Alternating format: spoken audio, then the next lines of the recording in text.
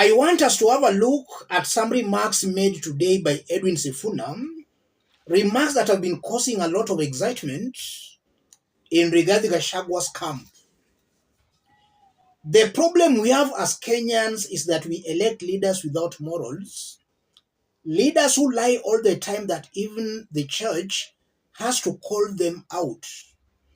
If things are tough for you, why can't you just tell Kenyans the truth? Kenyans are not fools. They'll understand.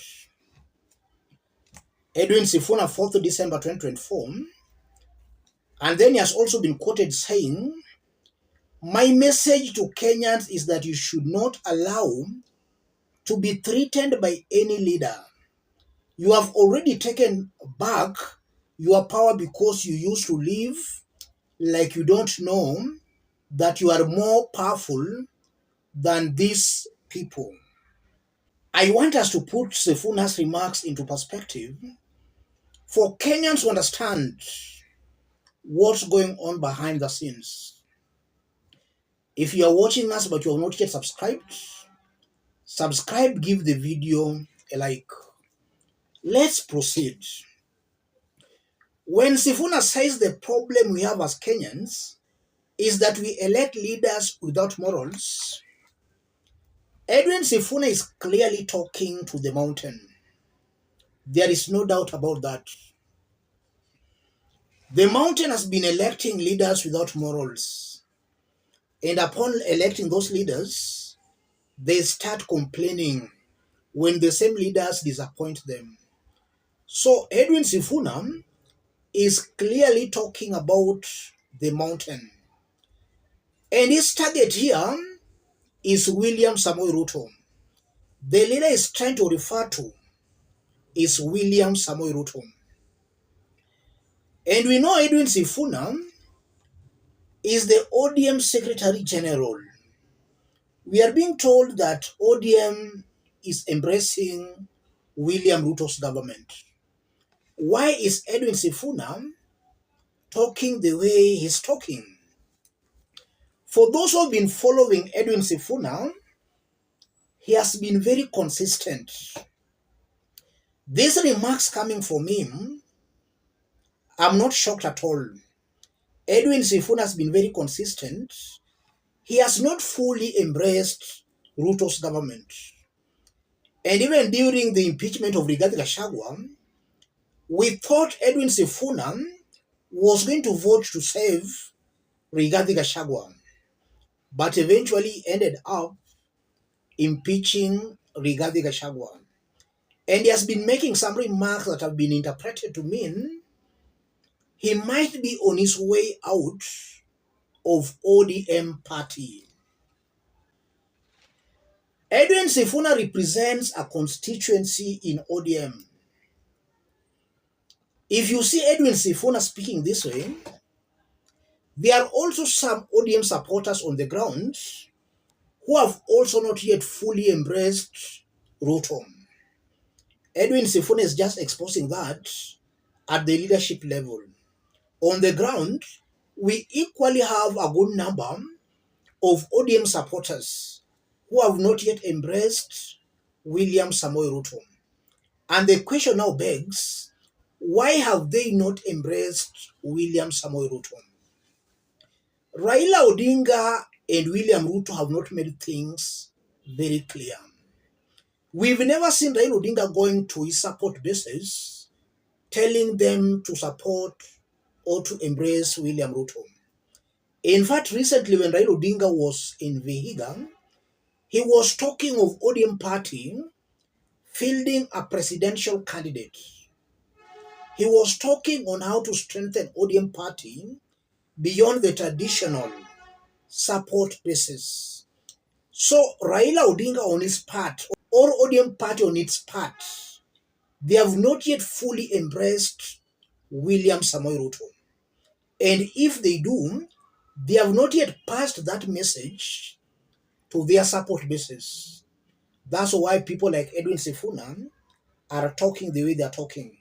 Edwin Sifuna might have also not been briefed as to exactly what's going on in the broad-based government. He's still in the dark. He has not been well briefed on the kind of engagement between ODM party and the Kenya Kwanza government. That's what I'm seeing here. On the part of William Samoei Ruto, Ruto has also not yet proved to ODM support bases that he now values ODM party. And I'm saying that because apart from the 4 or 5 cabinet secretaries who were appointed into government, the ODM members, we've never seen any more appointments. The government is still largely the way it was when William Ruto and Rigathi Gachagua formed it. Many of Rigathi Gachagua's allies are still in the government. Many of Mount Kenya allies are still in the government at the expense of the so-called broad-based government's support bases. So William Ruto, on his part, has also not yet proved to ODM supporters that ODM party is now fully in his government. And that's why we are getting all this confusion, such as Edwin Sifuna's remarks. So Raila and William Ruto, for them to stop this, they must go to the people and let the people know that they are now working together. William Ruto should also now show ODM support bases in action that he means well for the party, and not only for the party, but for Kenyans in general. The remarks by Edwin Sifuna can also mean or show Sifuna might be weighing his chances in the ODM party. If push comes to shove, then Edwin Sifuna might jump out of the party. And what can make Edwin Sifuna jump out of the party? He's seeing William Ruto's government is not delivering. So the government is making him or ODM leaders supporting it very unpopular. That might also be informing why Edwin Sifuna is talking the way he's doing. And besides that, Edwin Sifuna is just trying to please the ground.